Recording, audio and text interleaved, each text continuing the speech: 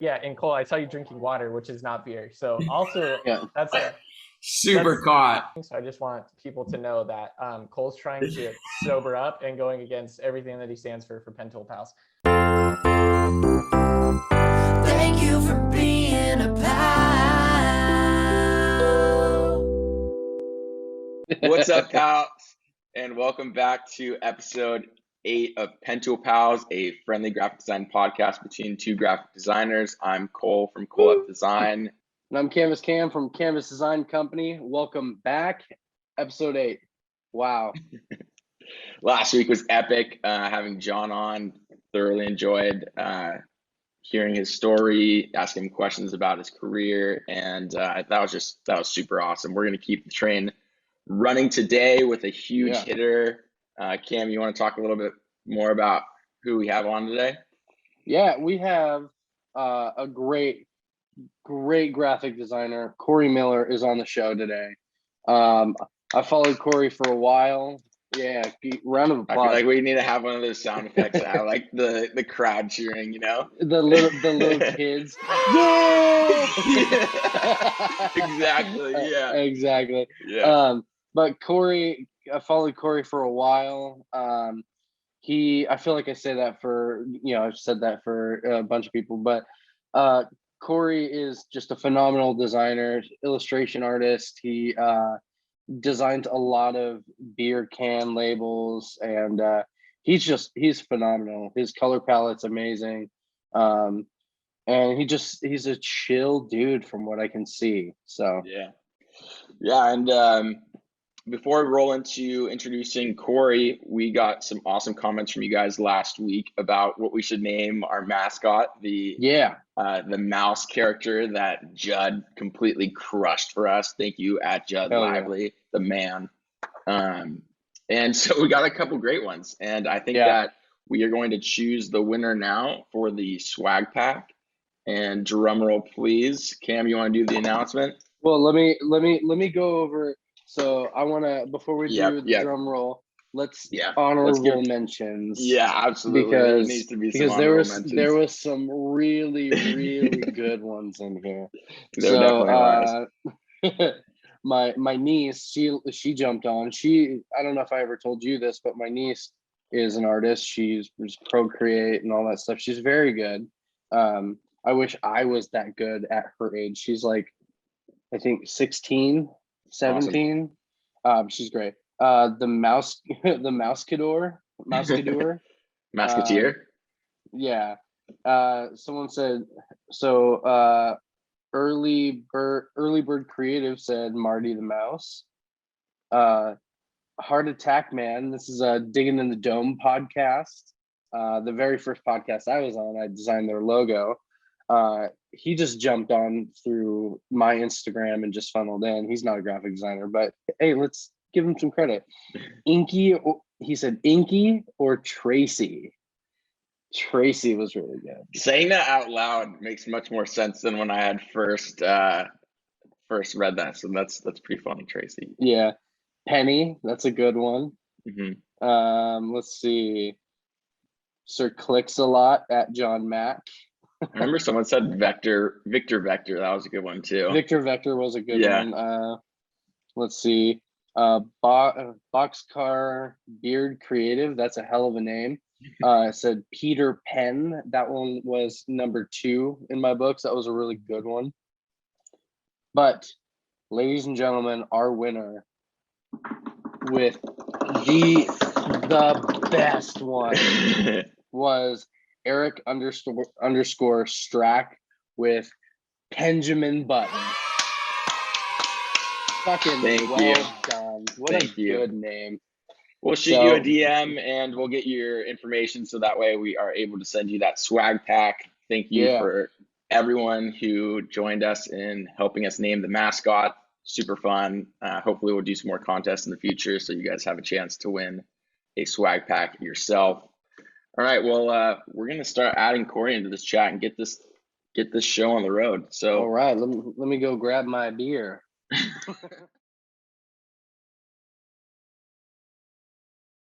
Without further ado, welcome, Kory. Thanks so much for joining us. Yeah. You guys, I am such fanboys of you. It's like, it's ridiculous, man. You guys are like my NSYNC, man. I am Well, a little girl. I am a every time I fanboy of listen. you, my friend. Yeah, absolutely. We're both fans of you. We're super stoked that you can join us, take the time, and having you like on and talking to you face to face now after talking through social media after all this time is a really cool thing.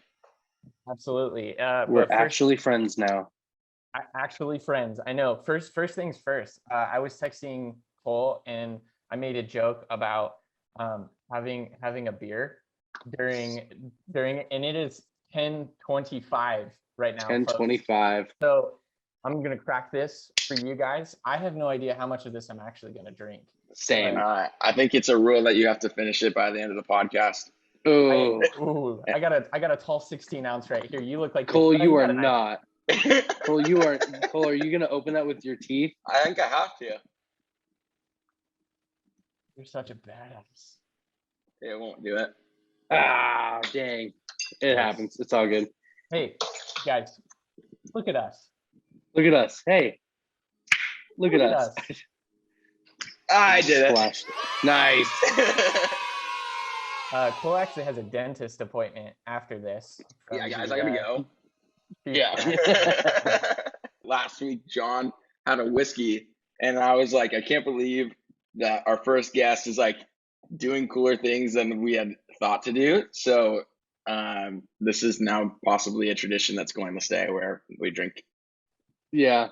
It might be the worst mistake we've ever made, but cheers. This way we can just get people and drunk, and that way we can hear all of your secrets about graphic design and sounds learn. Smart. Yeah. That sounds really smart. I also think that every episode should forcibly be filmed in the morning time, you know?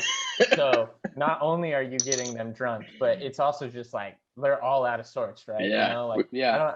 I don't know how many borderline alcoholic designers are out there who probably are already drinking because our jobs are stressful at 10:30 in the morning. But this is new to me, and I'm really excited, pumped to absolutely. cracking a cold one with you guys. Me and Kim actually wanted to go find some of the beers that you had designed and surprise you with them, but it was a little short notice. But just know that these are in theory things that you had designed. But I have lots. You guys can hear. I'll virtually hand you a couple just across. Oh, thanks. Thank you.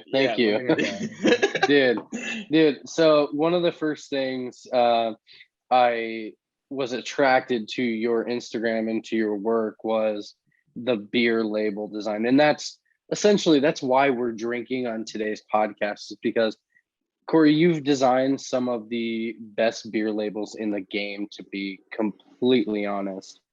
Yeah, I mean, you've amassed such a cool following as well, and have really given yourself a name in like the Instagram community in itself. But it'd be great to hear a little bit how you got started in general, but also if there is like a cool way that the beer label story had started and how you got involved in some of those client bases. Oh yeah, man. I'm like stories for days kind of guy. So like, let's set a timer here. But I think what's really cool is there's just so many designers out there that have different backgrounds and different stories. And mine, I feel like, is really different. So I grew up just infatuated with the arts and drawing. More than anything, I just loved graffiti. And I grew up with my older brother and like just a couple of friends who just loved like tagging shit and some graffiti, and so we would go and like grab spray cans, and my parents would buy us giant particle boards in our backyard, and we would just spray paint the crap out of these particle boards, and sometimes we'd go and do some illegal shit. But cool. and make stencils Right there with and all you. that kind of stuff, and I just fell in love with it, and then I started to fall in love with more like the traditional art side of it. So actually like painting and drawing, and eventually I started to get a hold of canvases, spray paint those, and then it just kind of grew to this crazy beast of a thing where like for some reason in the small town I grew up in, people really liked my art, and so I got like a small setup in the downtown of just my hometown, and I had a little gallery space inside of a greater gallery.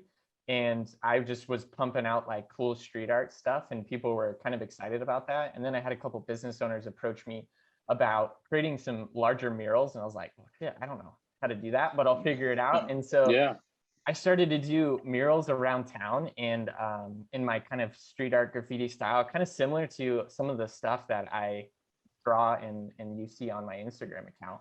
And I had one project that was like 100 feet by like 25 feet. And I was just like, this is crazy. And the owner really wanted to see what that mural was going to look like before I actually went and painted. Interesting. Sounds right? Like somebody who's painting client wants to see what they're actually getting. And so I was like, I don't really know how to like show them what I'm trying to do. And so for the very first time, I was like 19 years old, I opened Photoshop, and it just like, my life completely changed. I still always loved the traditional mediums, but like I fell in love with the digital space and all the things that I was capable of doing. And I just fell in love with like illustration styles, and I started to develop my skills inside of things digitally. And then like when the first iPad Pro came out, I got a hold of that, and I was able to transfer a lot of my like hand-drawn abilities into like a digital platform that felt a little bit more synonymous. And then as I grew, those pieces of tech grew. Like now I'm on a Wacom Cintiq Pro, and like, drawing all the time. And but it essentially started because I just really loved graffiti, and I really loved street art. And that's awesome. I thought it'd be cool if I could like get some of that stuff on clothing, and so it always starts with clothing. We had a whole segment on that, because I mean, I just feel like everyone has some sort of similar story about starting their own business, and also having a similar mentality to you, is that like, it's the figure it out as you go mentality, which I think that is not only in graphic design, but in life in general. But, someone asks you to do something, and if you're a yes man, like I think of myself as, and I can just tell that both of you are as well, like we just say yes to things and figure it out as we go. And 100%. Like I had one of my first actual clients is a really funny story, where I was like, my girlfriend at the time, who is now my wife, was living in San Francisco, and I would fly from Arizona to San Francisco every couple of weeks and stay there and just like try and pump out art inside of coffee shops in San Francisco. That's awesome. And I was working on a project, and back in the day, I was doing like a lot of pen and ink, and those got really popular on Instagram. And one of my first clients who asked for something digital was actually 10 Tree Clothing Company, that does like a bunch of like outdoor awesome stuff, and they're super big. And they like reached out, and they're like, we would love to get some of these like ink sketches like on t-shirts. And I was like, I don't know how to do that. And so that then prompted like, again, like another digital surge of like, how can I do this? How can I figure this out? And how can I take something that is all this hand-drawn stuff and make it digital? Yeah, it's so funny to hear everybody's story. Everybody's story is so different, but then it's that one unifying thing. Yeah, there's always something in it. Exactly. Yeah. I mean, I did graffiti, and like I also like did some illegal shit back in the day, but rat shit. Yeah, like I just feel like it's exactly what Cam said. Hearing people's story is always so cool, how you got started, and again, some sort of unifying thing within it that like we can all relate to is super cool. Oh yeah, and like I just think it built from there too. Like I went to college, but I didn't get any formal graphic design training, which I think like that actually been, I think, the main things that has helped me so much later in life, having kind of a successful business, is not having any previous conceptions of what graphic design was or was supposed to be.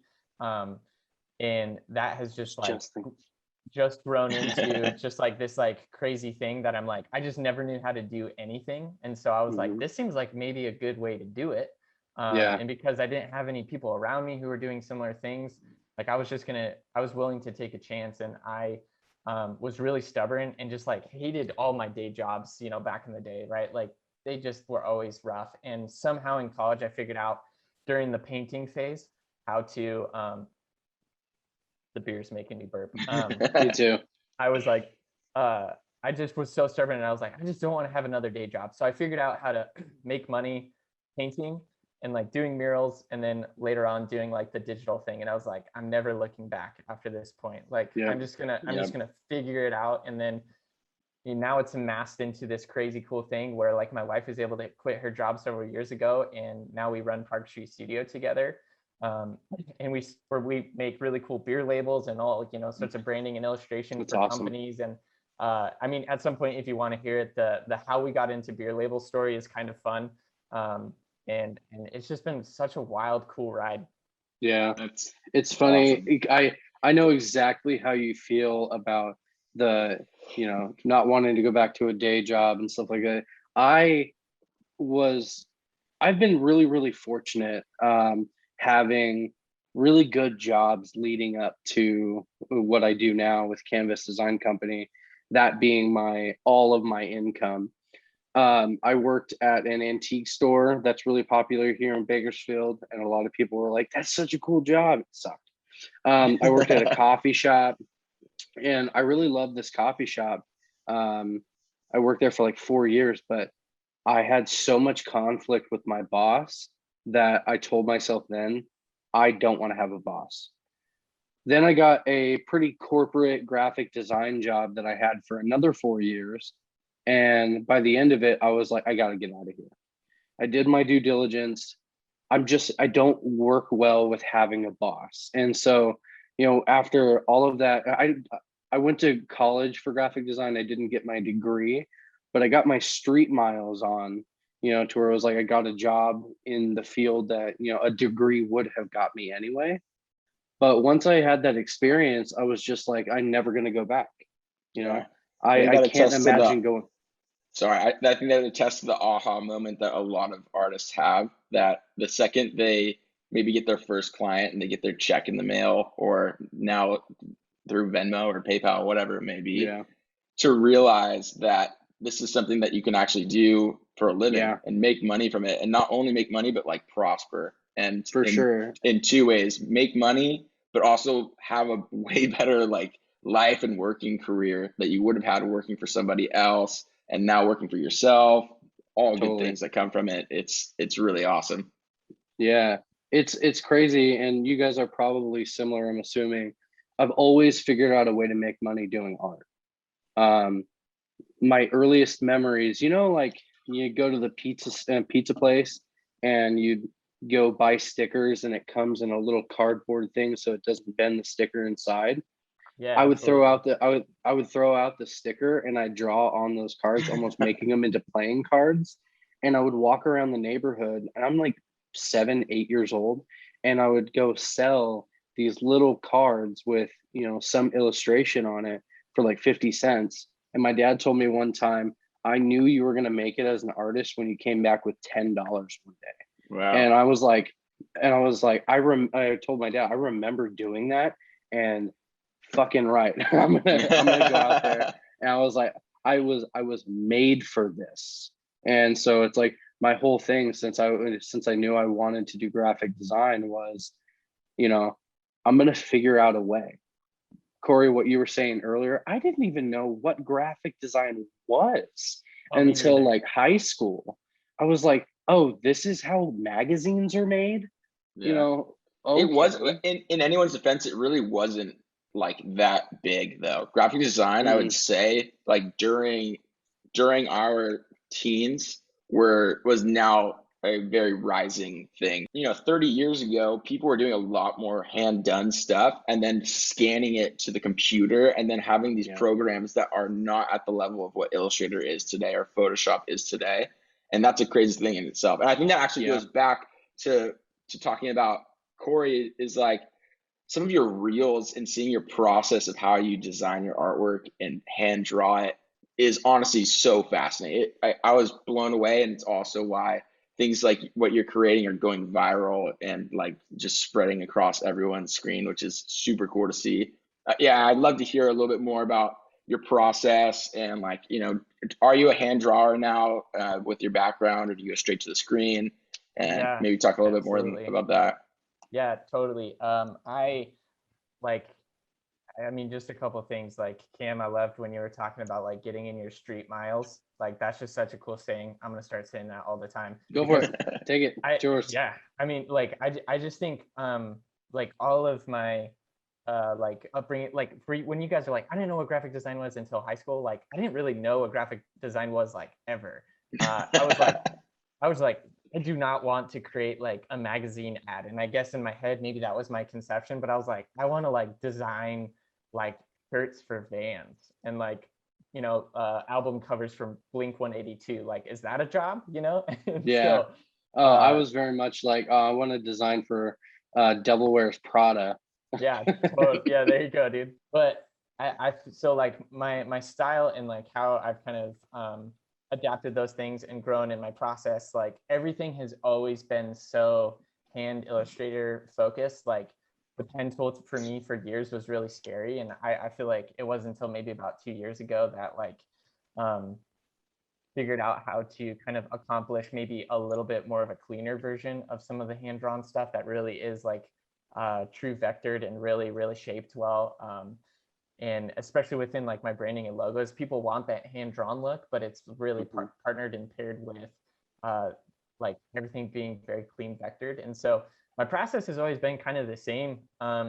Like I'll use Procreate or Photoshop most of the time nowadays. With my Wacom, I just use Photoshop and I'll just start sketching in there. It feels so similar to me as pen and pad that I almost feel, John mentioned this on the last podcast, it's like, I feel like sometimes I waste my time if I start with, you know, pencil and paper, because I can make something that I really like and it's immediately right in front of me. And then I can bring that into AI and start busting out the design and start coloring it. But essentially I'll do all my sketching in Photoshop. I'll bring in that sketch into Illustrator, I'll vectorize it. And then from there, that's when I start doing a lot of like the color and typography. And sometimes like that process can be backwards. Sometimes I work in Illustrator and create like a border or a frame in even some type elements, and I'll bring that into Photoshop, and then I'll start sketching inside and on top of that, because it just helps me with just my overall layout. Sometimes it's like messy if you try and just like drawing something and bring it in. Sometimes it doesn't work with certain type pieces that need to overlay, or you know, certain badge elements that need to go in certain places. But it's always been pushing pixels and then turning it into vector. Yep. It's also cool, that. Like, you know, I think something that you do so well on top of everything else is the final like coloring. You know, your colors are always so complementary and they look so good together as a final piece. Do you have tips for anyone watching for your color choices, or is it something that you kind of do it as like a last thing, or do you have, you know, talk a little bit more about that? Yeah, I'm sure your art boards are riddled with color palettes. You would think that. I just also like, it's so funny like meeting other designers and seeing like what they're doing on their art boards. I always thought when you were inside Illustrator, like everything had to be super clean. And then one time I met like a designer, and his art board like was like, you know how you zoom out and it shows you like an actual boundary line for the actual outside of the art boards, and he was using up like all of that. I was like, oh nice, God, you can like do stuff outside of the art boards. And so that's funny, huh? Yeah, just never knew how to do stuff. And so I actually I hide my art boards. I don't even like, my whole screen is white, because that way I don't really know where my art board is. Yeah. I always have an art board up because I'm a huge symmetry guy. Yeah. Like I build logos more than anything, like logos and branding. And so I'm a huge symmetry guy. And so when I have an art board, I'll always make sure that it is perfectly centered. You're aligning to artboard, because you know you can align a key object too. Can you? Yeah, have you aligned? Yeah, so there's like there's an option in the align tool, so you can align a key object. So that way you like click on, like, let's say your circle that you want to align everything else to. You click on that, make sure it's highlighted, then you can align everything to it. So that's why I've been able to get around like designing directly on the artboard. Oh, okay, gotcha. Yeah, I've just, you know, it's like I've been doing this for so long, and I just discovered the align tool like probably like 6 or 8 months ago. And so it's like I'm just using, I'm just going like every 5 seconds, I'm like click, align, click. Oh, this is over to the right a little bit. Align. Click, click, click. All right. Now I have I 3 know. logos. One's up here, one's down here, and one's in the middle. And I'll just go flick and then align to where they're all perfectly spaced away from each other. There's That's a cool things in thing. Illustrator that change lives, save so much time in the process, and also like make your work so much better. Align was one of them for me. Like, do you guys use Command F or Command V, Command B? So like it's like paste in front or paste in back. Oh, yeah. All the time, man. Yeah, I know. That's All the the cool time. thing about it. It's just like it's so fun to, as you grow and learn. And I have so many people reach out and just ask like how, like I'm sure you guys are similar. Just like how have you learned how to get where you're at and do those things? And it's like 7 years of YouTube and like just Yeah. figuring all those things out, and like even things with color. Like go back to your question, like that was something that I was actually pretty scared of, kind of like John in the beginning. Like all my work started as black and white for a really, really long time. And getting to color was kind of something that was I always really wanted, but it was really tough because I love that graffiti style. Yeah. And it's just like a lot of trial and error and practice making things work. Also, like, I mean, there's things that I think are worthy of looking at other designers and seeing how they use color, and there's just some people who are just so good at it. And it's like color is one of those things that's like it's easy to take to and apply to your own artwork, and change it in a way that like just feels more unique to you. And I mean, I'm also from like Arizona and the desert, and so there's a certain color palette of like teals and oranges and like those desert colors that's like my absolute favorite color combo to use and to try and push. And then from there, I think you just kind of learn other things. Also, like your client dictates so much of your color and those kind of things, and so like I try my absolute best with every piece that I do to like make that color palette feel really sound. But some of those choices are also from my client's perspective and things that they enjoy. Yeah. And so Yeah, that's a really good point. it's just one of those. It's a hard line to try and make when you're a designer for other businesses. There's like your style, and then I think there's also like, how do I really just try and apply color theory to like these other people's work and make it look as professional as possible with their tastes, because that's always our business. 100%. And how our business has really grown is just like I would say I'm the furthest past being kind of like the elitist designer dude, because I just don't even really know what that is or was, right? Because I didn't grow up with any graphic designer friends or people who went to school for graphic design, and so I just didn't know how things worked. And our entire business, and I think a lot of my wife and I's success, has come from just loving our clients and appreciating their tastes, and understanding that like as a designer I have an eye for things and my job is to help them, but it's also my job to love and serve them and honor their choices and things they want for their business and their brand, because they know their business the best. And so Spot the hard on. line, it's like I think Instagram makes it. Clap. There you That was go. really good. Sure does. Yeah, I feel absolutely. like Instagram like creates this space for where you designers especially, where you almost feel like you're missing out if it doesn't go over, right? Like I haven't had a post on Instagram like do well in a really long time. Same. Just because of how things work. And it's like sometimes I feel like that can feel like, oh, like I'm not a good designer. And then at the same token, like my wife and I work with about 15 to 30 businesses every single month. And so that's multiple lines, that's multiple label designs, that's multiple brand projects. And like there's a lot of success that I feel like I'm trying to now learn with, hey, we have the opportunity to serve and love on these people really well. And those should be the things that I count my successes in. And two, like when that post doesn't maybe go viral, when you posted about that brand that you worked with that you just thought that branding was so cool, doesn't mean it wasn't a success, And so there's a lot of things that I feel like I'm trying to relearn about just Instagram and how I see myself as a designer. And I mean, so many things that I bet a bunch of artists could relate to. I can relate to it. I was just thinking about it. I stopped caring so much about Instagram a long time ago, because like I found myself stressing out because my numbers weren't growing. I wasn't getting a lot of likes on stuff.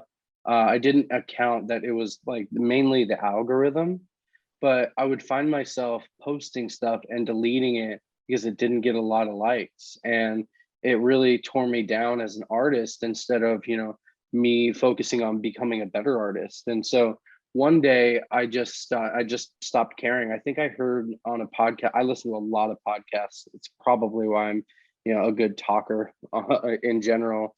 Freaking dust off my shoulders. Yeah, real quick. dude. But Wow. but I had to stop. I had to stop comparing myself because I didn't get a lot of likes on an Instagram post. Who the fuck cares? Yeah, that's the toxic part about it, definitely all of it. Yeah, and Draplin said it. I really love Draplin. He's like my dad. But he said, stop focusing on being, you know, a famous designer. Stop focusing on all those Instagram likes. Start focusing on being good at your job. And I was like, done. Yeah. And so it's like I still find myself complaining about likes and Instagram follows and stuff like that. But you know, I have jobs on my desk. I'm making art. That's all I should care about. Yeah, it's so true. And I think that just for anyone, like success on the screen or behind the screen is like two different things. I almost feel like the times that people may think that I'm doing less or like posting less would account to me doing worse, but it's actually like quite the opposite, right? Because I'm so busy, I can't spend enough time to work on my social account while I'm, you know, helping out my client work. Yeah. So yeah, it's really backwards. Yeah, I haven't posted anything on the Canvas Design Company Instagram in about a month. And even before that, there was a PentoolPals post and all that stuff. And people are like, hey, like, how's everything? I have noticed that you haven't been posting. It's like, me not posting is a sign that I'm busy as shit. Yeah, exactly. Like, it's backwards, huh? So if you want to, Kory, it'd be awesome to see kind of some projects you've been up to. If you want to share anything that you've been working on, and yeah, people really love that. Yeah, absolutely. I can. If you put something together, we can let you screen share, and if you didn't, then I can like go through your Instagram or whatever you feel most comfortable with. Oh, I'm prepared, boys. I'm prepared. Yeah, there we go. All right. It's like when Ron Burgundy pulls out the flute, you know. Yes. I got it.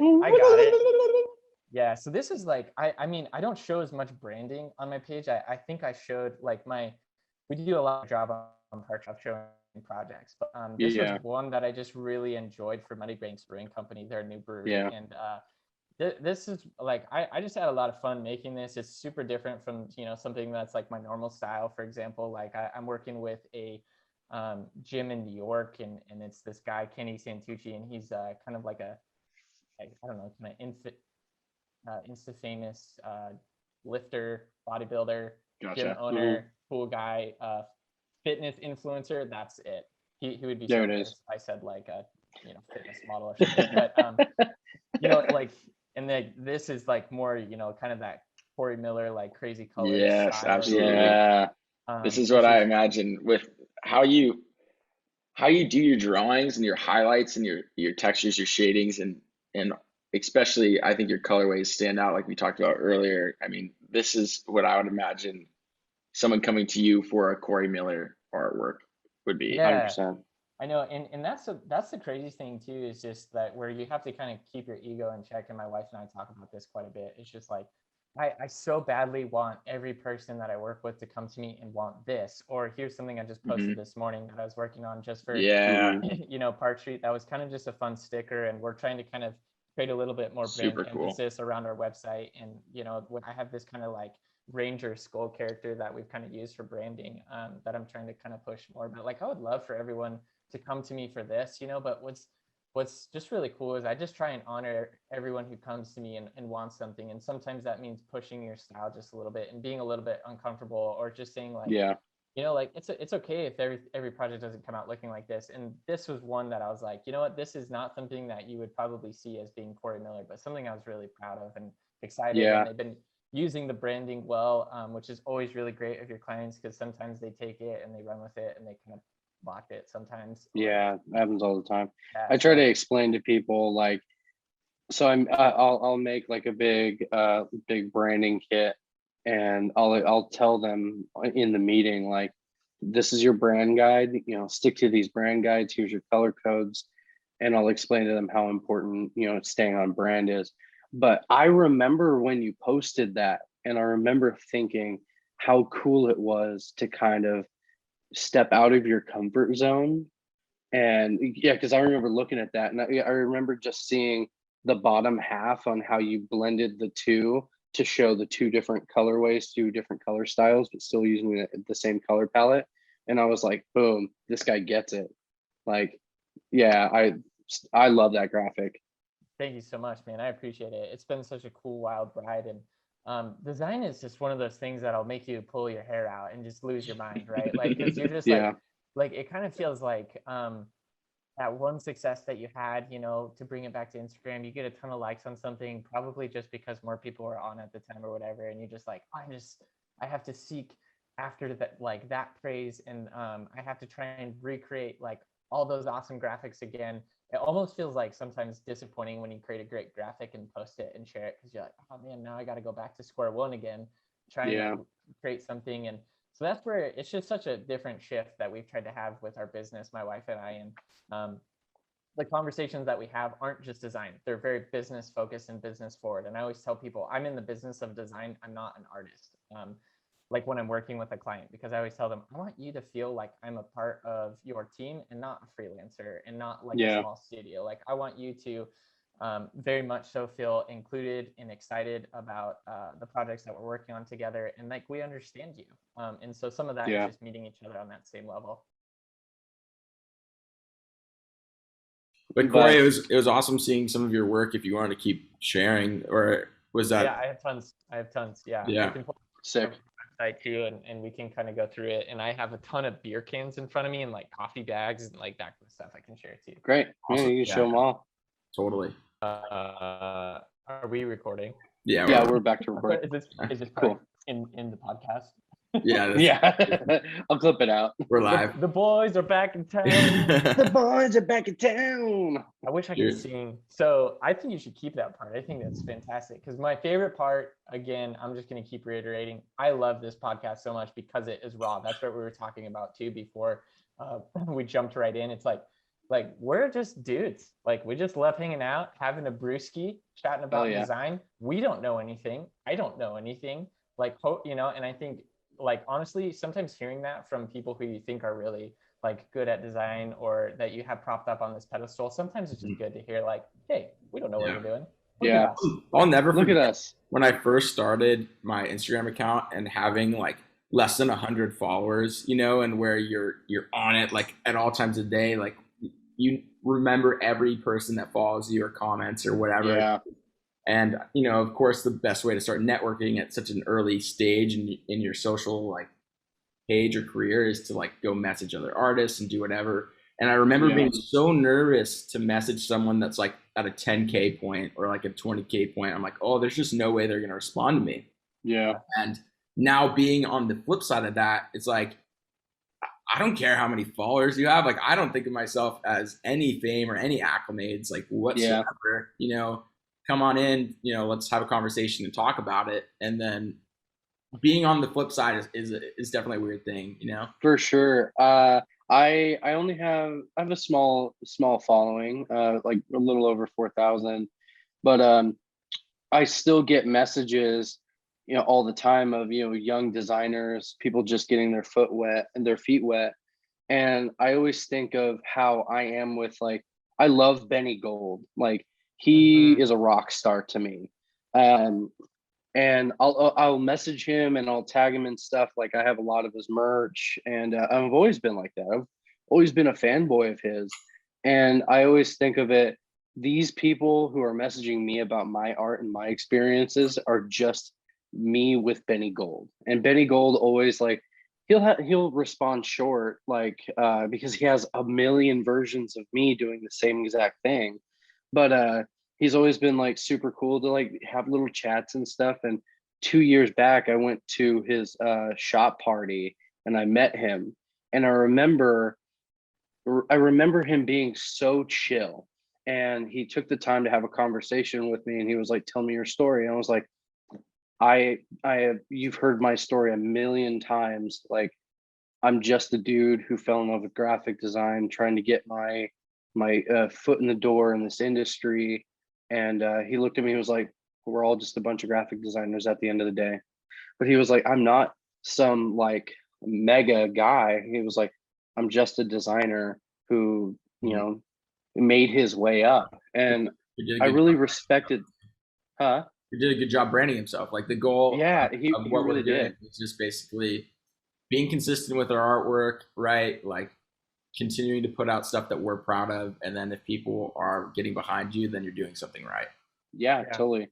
Absolutely. I take the opposite approach. I want everyone to look at me as this celebrity dictator. You know, like, yeah, I if I'm on a pedestal, it's probably not high enough. Yeah, there you go.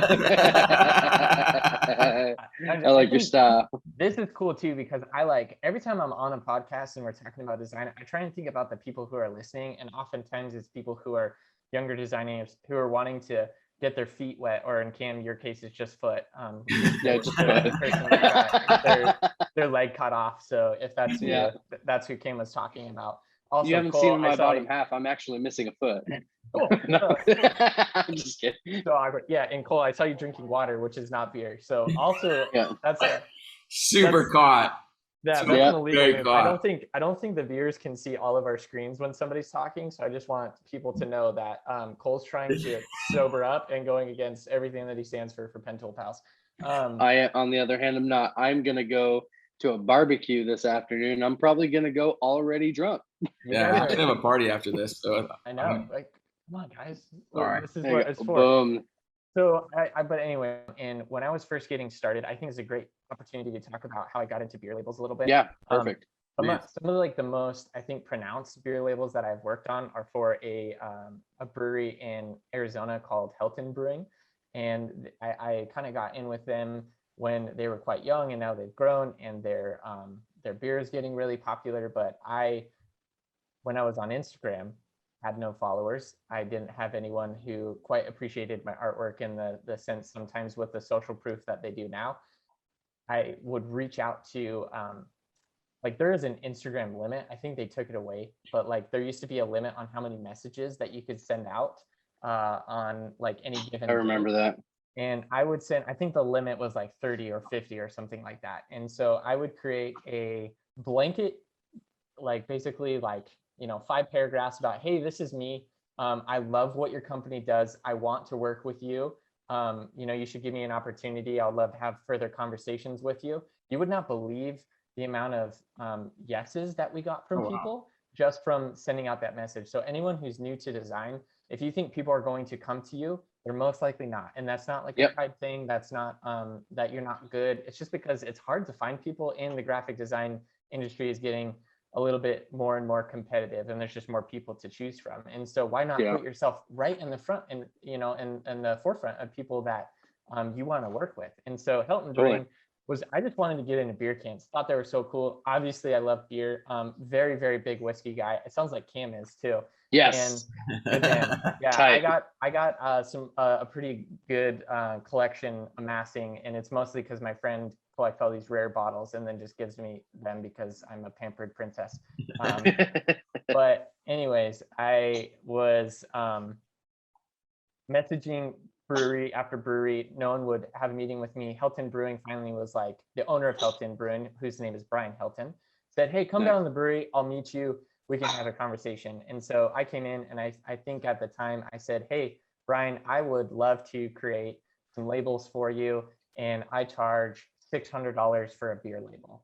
And he was like, dude, you are out of your mind. He's like, I would never, ever pay you $600. And this was like 5 or 6 years ago. He's like, I would never pay that much. And I was like, but have you ever thought about maybe what good can art can do for your beer, and how branding your beer can make like the customer experience a little bit better? And he was like, dude, you're off your rocker. He's like, I'm not interested. And so I had a flight out to, I think it was like San Francisco at the time, when I was like meeting up with my girlfriend at the time. And I was like, dude, so stubborn. I was like, I just want to show him that I'm capable of creating this look and feel that he wants for his brewery. And I'm like, I'm just going to freaking make him a beer label, and I'm going to show There it. you go. And so I literally made, this is the Northeastern IPA. Cool. I drew this hopsicle, and I like kind of branded this beer for him on a plane. I just was like, you know, sketching some stuff out. Finally came to this. I just sent him this, and I said, "Are you sure you don't want to hire?" And Fuck yeah. he was like, "I'm in, dude. Let's do it." And now we have quite a cool lineup. We have like the boysenberry sour, which I love this can so much. This beer is awesome. I'm such a fan of sours. We have the Northeastern IPA. We have the Valley Venom, which is another fun pilsner that's like pretty cool. Yeah, that's fucking awesome, dude. And so the reality is for like young designers is like those dudes aren't coming to me. Like I'm not like some cool showboat dude. Like I think as we've grown the business, we have a little bit more word of mouth where we don't have to market ourselves quite as much. Totally. That doesn't happen initially.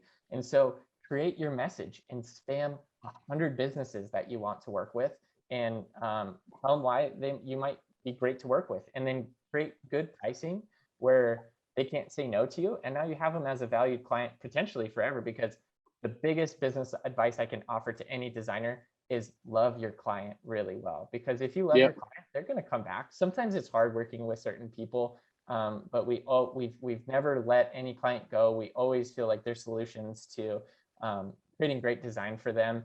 And the reality is that's what sustained us through some crazy stuff. Like our business shot up like 100% this last year from during the pandemic, just because we kind of latched ourselves onto certain businesses in the outdoor space that did really well during the time. And they always remembered like, hey, it was fun to work with Kory and Casey. Like, let's continue that. Like make designing with clients really fun. And that's something that doesn't get talked about hardly ever, is like that client interaction. I think most of the time we have design horror stories with our clients where we're like, dude, never want to work with those people again. And I feel like that gets talked about a lot. But on the flip side, best advice I could ever give you is like, be a legit human being to somebody else.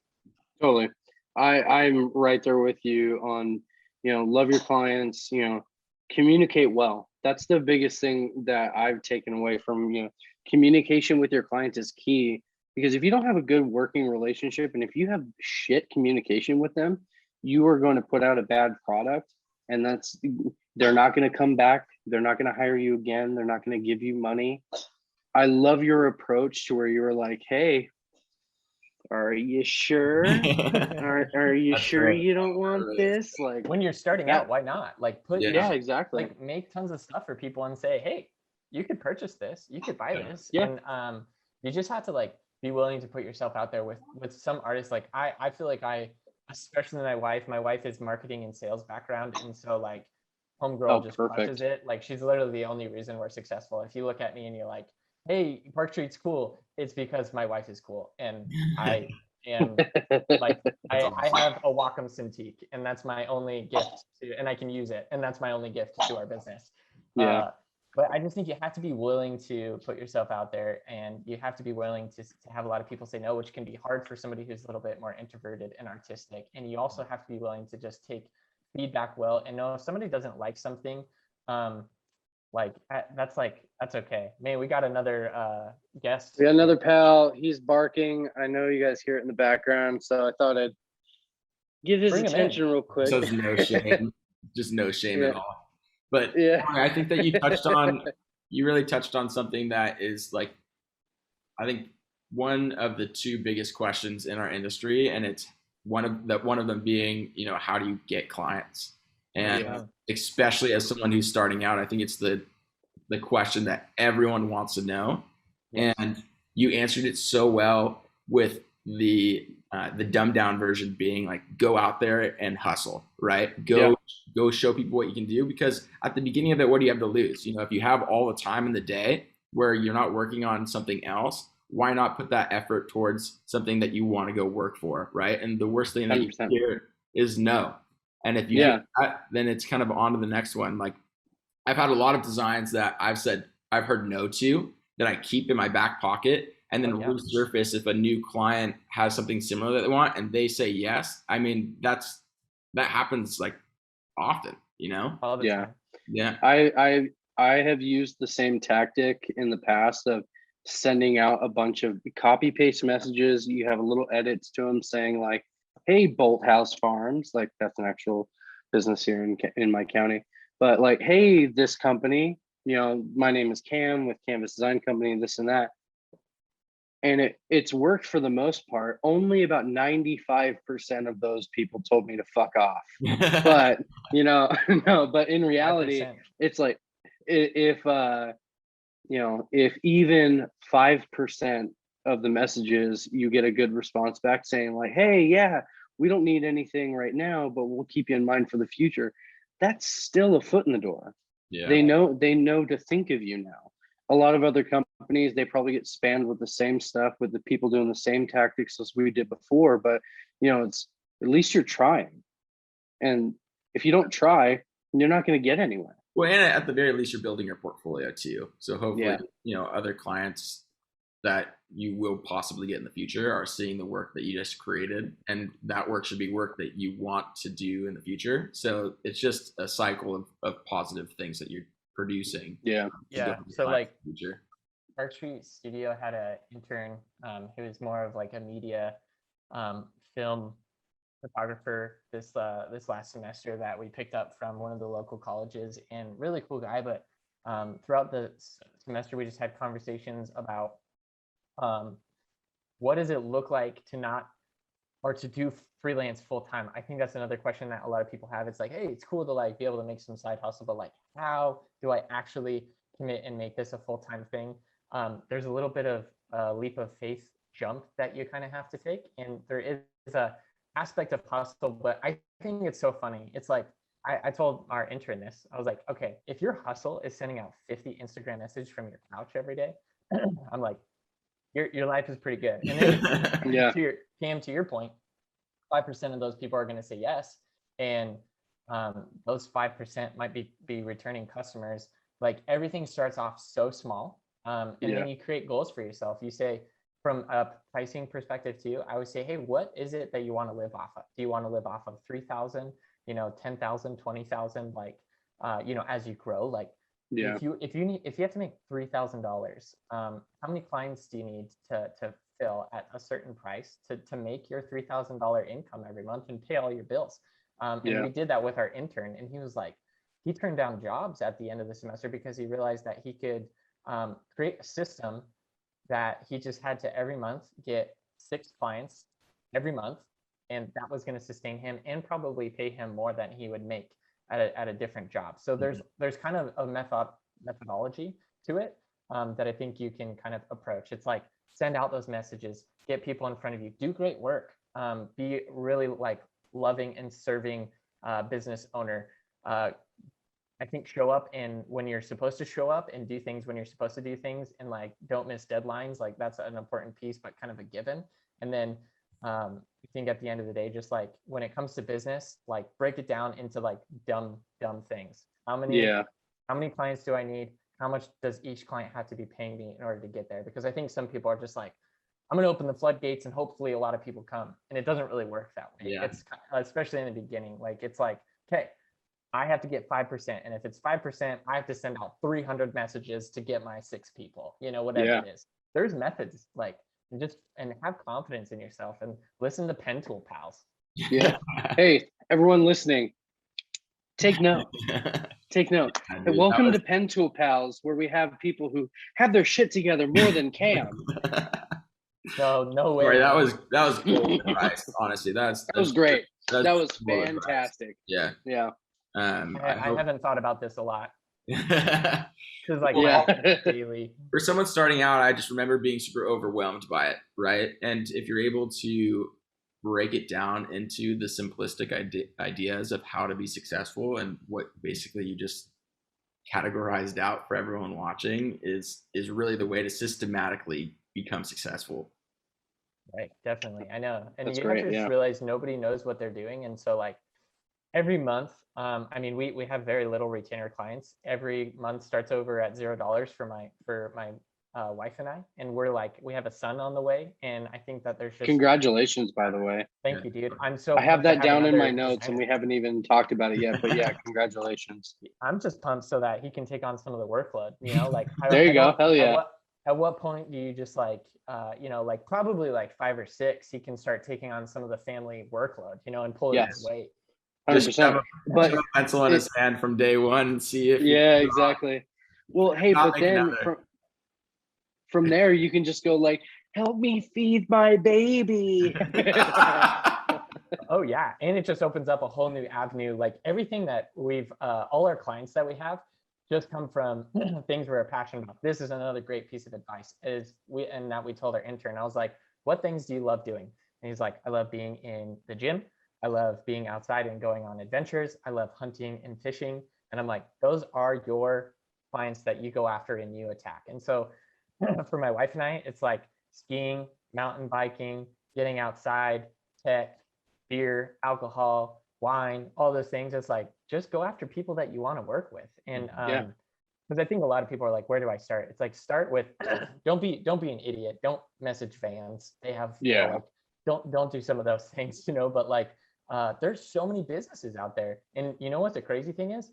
Like, use hashtags to find them and locations. And also like another great thing is like certain smaller businesses follow bigger businesses. For example, if you were to want to work with somebody in the outdoor space, go to Patagonia's site, look at all the people that follow them, and you probably find tons of outdoor, businesses within those spaces. And so use Instagram as a search tool.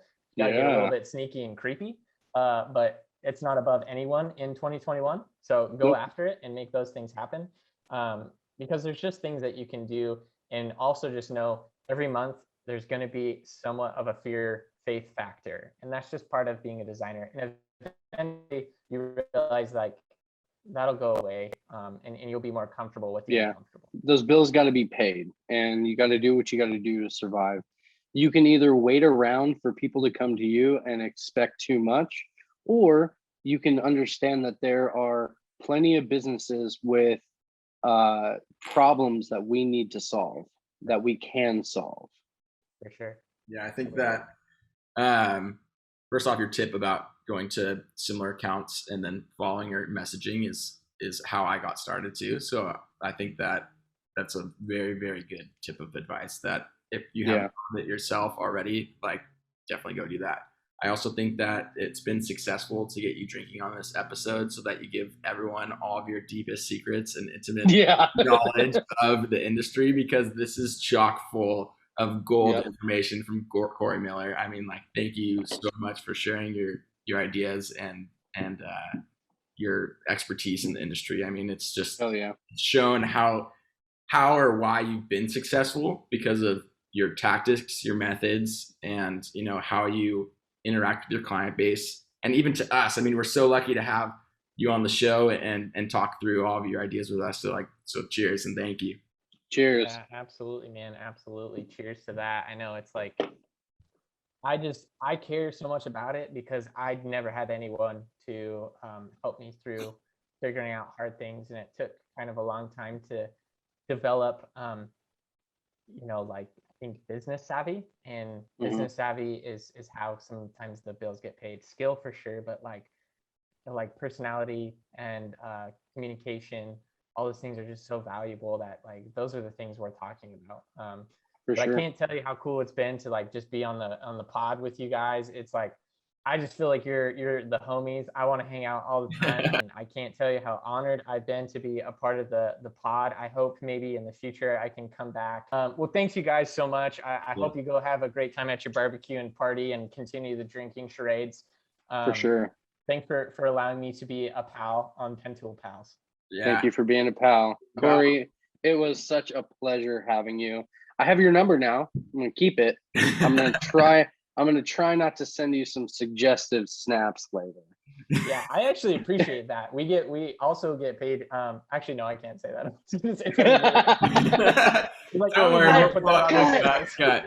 But I mean, there's so much good stuff on this episode. Cam's gonna have a tough job after this to cut out all the ums and whatever. But we'll do the sign off. Kory, you're welcome to join. But we always say is like, thanks for joining us today, and follow us, follow Kory, smash the like button, share this video, tag an upcoming or new designer, or even established designer that would be interested in what we have to say. Oh, it was such a blast. I know. I'm really thankful. You guys are the best. Thanks for allowing me to be a pal. Smash that like button, share with the new designer guys. Yeah. PentoolPals is going viral.